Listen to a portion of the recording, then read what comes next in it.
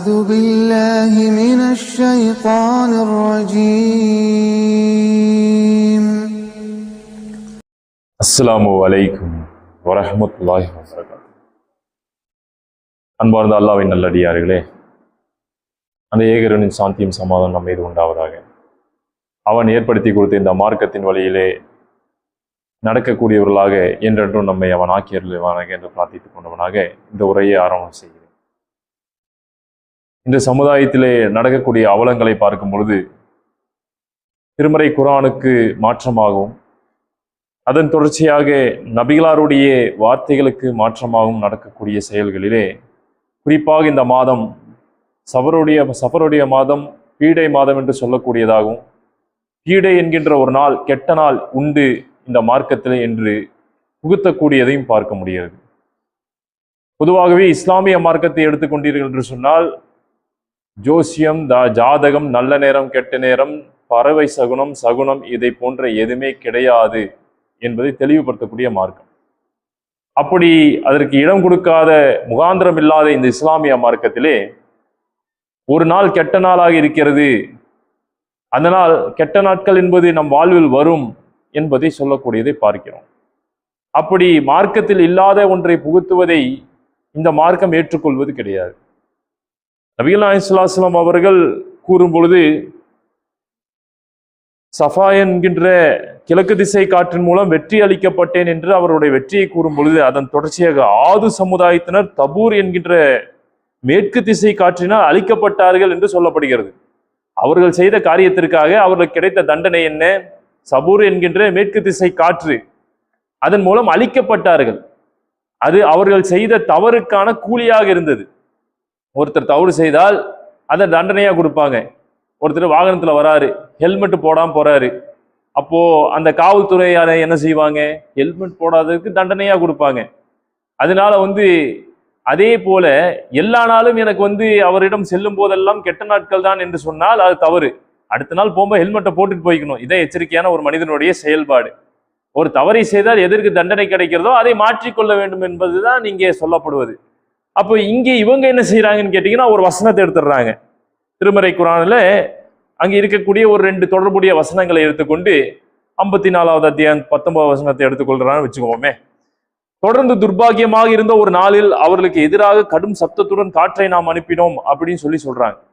அப்ப இந்த திருமறை குர்ஆனை வசனத்தை எடுத்துக்கிட்டு துர்பாகியமான ஒரு நாள் இருக்கிறது என்று அல்லாஹ் சொல்லிவிட்டானே. அப்ப துர்பாகியமான ஒரு நாள் இருக்கிறது, அப்ப பீடை நாள் என்பது ஒன்று இருக்கிறது. அப்போ ஒவ்வொரு மனிதனுக்கும் ஏதாவது ஒரு நாள் துர்பாகியமான ஒரு நாளாக இருக்குமே என்று சொல்லி அந்த ஒரு நாள் இருக்கதான் செய்யும் அப்படி என்று சொல்லி அந்த நாளை மையப்படுத்தி விடுகிறார். நல்லா சிந்தித்து பாருங்க. இவர்களுடைய உள்ளத்தில் இருக்கக்கூடிய மிகப்பெரிய ஒரு பாவத்திற்கான ஒரு வழியாக இது மாறி விடுகிறது. இன்னொரு இடத்துல சொல்லும்போது அந்த செய்தியை சொல்லும்போது, இதே போல துர்பாகியம் உள்ள நாளில் காற்றை வீசினோம் என்று சொல்லப்படுகிறது. ஒரு இடத்துல துர்பாகியமான நாள் காற்றை வீசினோம், ஆது சமுதாயம் அழிக்கப்பட்டார்கள். அதே செய்தியை அல்லாஹ் இன்னொரு இடத்துலயும் சொல்றான். அப்ப இப்படி சொல்லும்போது துர்பாகியமான ஒரு நாள் இருக்கிறது என்று சொன்னால், ஏதோ ஒரு நாள் துர்பாகியமான நாள் அவங்க ஏற்றுக்கொள்கிறார்கள். இப்ப அதே ஆது சமுதாயத்தை பற்றி சொல்லும்போது இன்னொரு இடத்துல இருக்கிற வசனத்தை அவர் விட்டு விடுகிறார்கள்.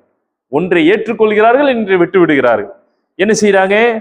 அவர்கள் மீது அதன் பிறகு 7 நாட்கள் அவர்களுக்கு எதிராக காற்று வீசியதாகவும், அதாவது 8 பகல்களும் 7 இரவுகளும் உடைய நாட்களிலே அவர்கள் மீது காற்று வீசியதாகும், குளிர் காற்று வீசியதாக திருமறை குர்ஆனில் அல்லாஹ் ஒரு இடத்துல சொல்கிறான். 69வது அத்தியாயம் 7வது வசனம். இப்ப இந்த இடத்துல 7 நாட்கள் எத்தனை கிழமைகள் இருக்கு? வெள்ளி இருந்தே இருக்கு. வெள்ளி, சனி, ஞாயிறு, திங்கள், செவ்வாய், புதன், 7 நாள் ஆயிடுச்சு. 7 கிழமைகளும் அப்போ அவங்கள பொறுத்த வரைக்கும் என்னவா சொல்லணும்? பீடை பிடித்த நாட்கள். அப்போ 7 நாட்கள் வராத நாட்களை சொல்லுங்க. திங்கள் வரக்கூடாது, செவ்வாய் வரக்கூடாது, புதன் வரக்கூடாது, வியாழன், வெள்ளி, சனி, ஞாயிறு வரக்கூடாது. அப்ப எதுவுமே வராதுன்னு சொன்னா அவங்களுக்கு 365 நாளும் என்ன சொல்லணும்? கெட்ட நாட்கள் என்றுதான் சொல்லணும். அப்போ ஒரு நாள் பீடை நாள் அவங்க கணக்கெடுத்தார்கள் என்று சொன்னால், மீதி இருக்கக்கூடிய இந்த வசனத்தின் மூலமாக 7 நாட்களும் பீடை நாட்களா புரியுது. அப்போ மார்க்கத்தில் இல்லாத ஒன்றை அவர்கள் புகுத்த வேண்டும் என்று நினைத்தால் அதற்கு எதிரான ஒரு விஷயத்தையும் இந்த இடத்துல நம்ம பார்க்க முடியுது. அப்ப இவர்கள் செய்யக்கூடியது என்ன? காலத்தை ஏசக்கூடிய வேலையை செய்கிறார்கள்.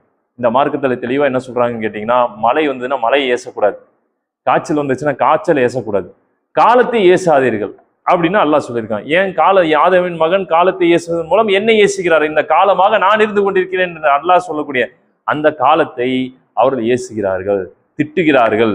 அப்ப இந்த இடத்துல எவ்வளவு பெரிய பாரதூரமான ஒரு விஷயத்தை செய்றாங்க.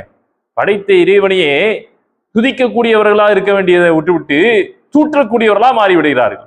அப்ப இதே போன்ற எந்த நாட்களும் எந்த மாதமும் பீடை மாதம் கிடையாது.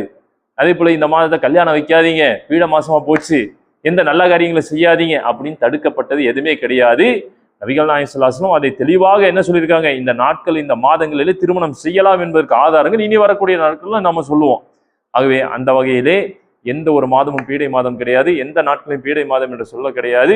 காலத்தை ஏசுவதன் மூலம் அல்லாஹ்வே அவர்கள் ஏசுகிறார்கள். ஆகவே இந்த தவறை யாரும் செய்துவிடக் கூடாது என்பதை தெள்ள தெளிவாக இந்த மார்க்கத்திலே இருக்கும் பொழுது நாம் புதிய ஒரு வழிமுறையை உண்டாக்கி விடக்கூடாது என்பதை தெளிவாக கூறிக்கொண்டவனாக இந்த இஸ்லாமிய மார்க்கத்தின் அடிப்படையில் மட்டும் செல்லக்கூடிய மக்களாக உங்களையும் என்னையும் வளர்கமான ஆக்குவானாக என்று பிரார்த்தித்துக் கொண்டவனாக இந்த உரையை நிறைவு செய்கிறேன். வாஹிர் தாமனானில் அல்ஹம்துலில்லாஹி ரப்பில் ஆலமீன். அஸ்ஸலாமு அலைக்கும் வரஹ்மத்துல்லாஹி வபரகாத்துஹு.